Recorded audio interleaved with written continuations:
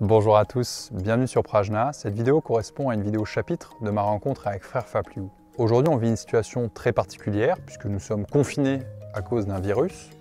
On parle aussi d'effondrement, de crise écologique. En fait, on est en train de vivre une grande transition collective comme on a pu en vivre dans le passé. Et je trouve intéressant que Frère Fapliou éclaire cette situation au regard de sa pratique. Il aborde plusieurs points, notamment la nécessité de s'engager et de militer de manière non violente, de manière pacifiée, en s'inspirant par exemple des principes de la non-violence tels que les a énoncés Gandhi. Le deuxième point que Frère Fapliou aborde, c'est le fait qu'il est possible pour chacun d'entre nous de nous éveiller à la réalité, à la vraie nature des choses, et que cette manière de voir la réalité pour ce qu'elle est et de se transformer, nous pouvons le faire de manière collective. La troisième chose que Frère Fapliou aborde, c'est le fait que la situation actuelle est le fruit d'une multitude de causes et que finalement nous avons, en tant qu'êtres humains, qu'un pouvoir très limité sur ces facteurs et que nous ne pouvons agir que sur une petite partie de toutes ces causes. Et le dernier point que Frère Fapliou aborde, et c'est sans doute le plus important, c'est le fait qu'il est nécessaire pour chacun de trouver une forme de paix, une forme d'équilibre, et que c'est à partir de cette paix et à partir de cet équilibre que peut jaillir naturellement des actions justes, des actions authentiques qui vont pouvoir aider le monde.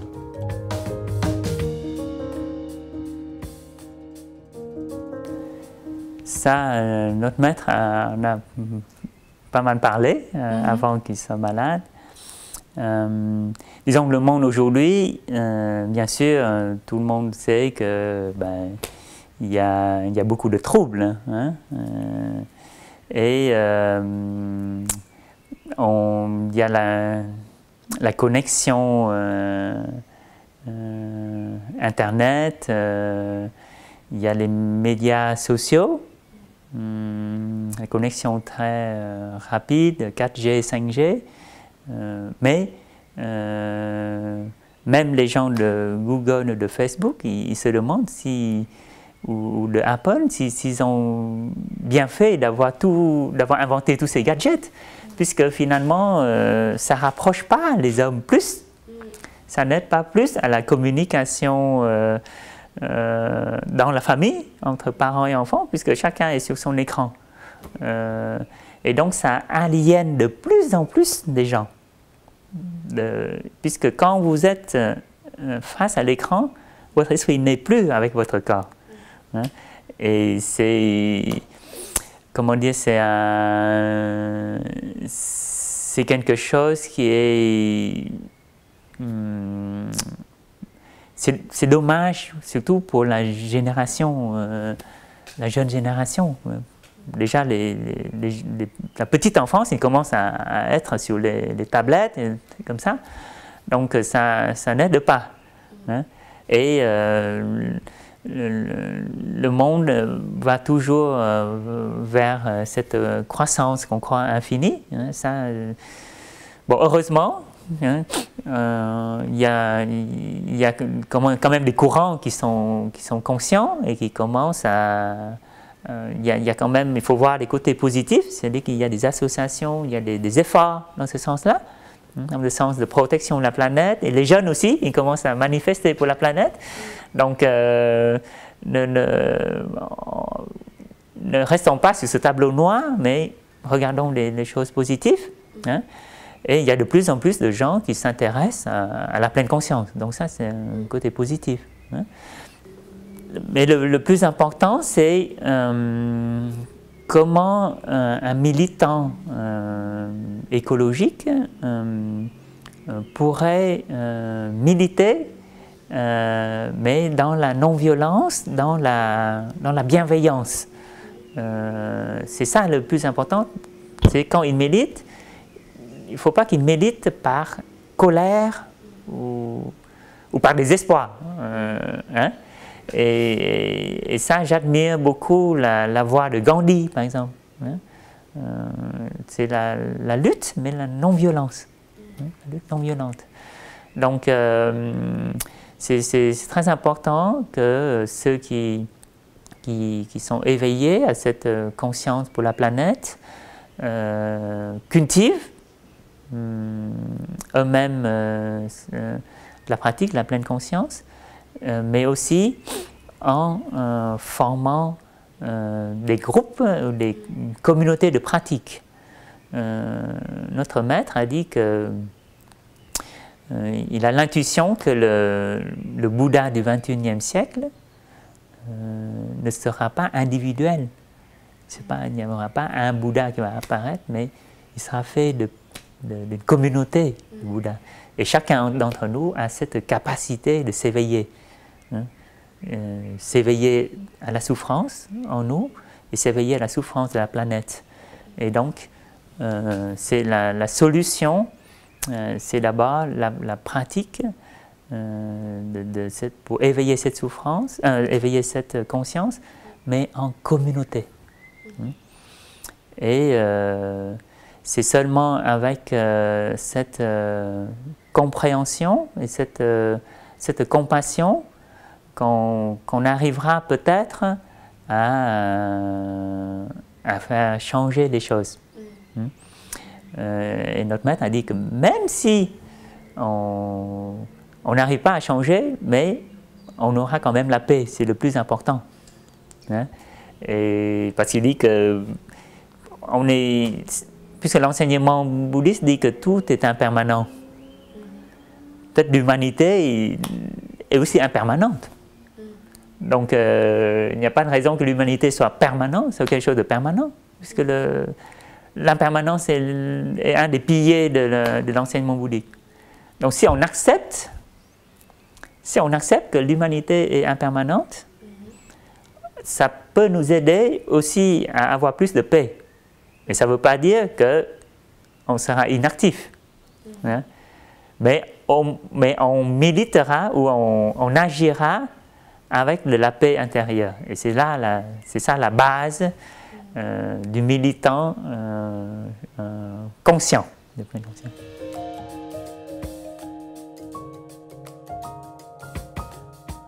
Ben d'abord, justement, c'est pour ça que notre maître a poussé à la formation du mouvement Wake Up pour les jeunes. Hein. C'est-à-dire que les jeunes peuvent se retrouver déjà pour pratiquer ensemble, hein, pour cultiver ce vivre ensemble, cette fraternité. Et puis ensemble, trouveront des moyens pour faire avancer les choses. Mais toujours de manière bienveillante et pacifique, non violente. Hein? Voilà, donc là, on revient toujours, c'est d'abord conforter notre pratique solide, notre paix intérieure, notre harmonie intérieure, et avec ça, s'appuyer sur le collectif, une communauté.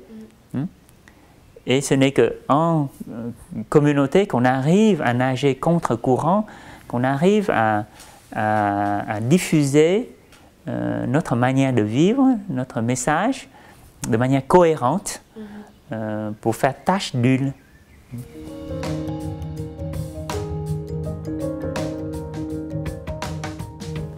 Parce que, c'est-à-dire qu'on est conscient de l'impermanent, mais aussi on est conscient de la souffrance. Hein? Donc on fera tout pour soulager la souffrance. Donc c'est notre compassion qui va nous pousser à l'action. Hein? Et oui, disons, il y a des gens qui comprennent mal le message du Bouddha et ils pensent que bon, si ça ne sert à rien, ça ne change rien. Non, on peut toujours aider à soulager la souffrance en soi et chez les autres.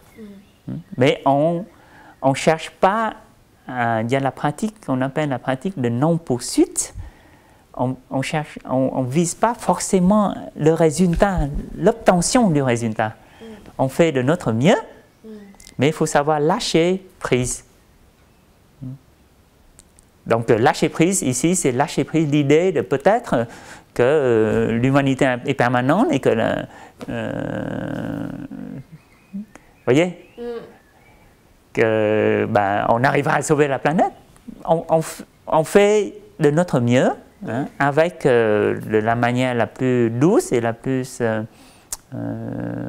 bienveillante possible, non violente, et ce qui adviendra, ça, parce que pour qu'une chose se manifeste, que ce soit la fin du monde, il y a beaucoup de facteurs.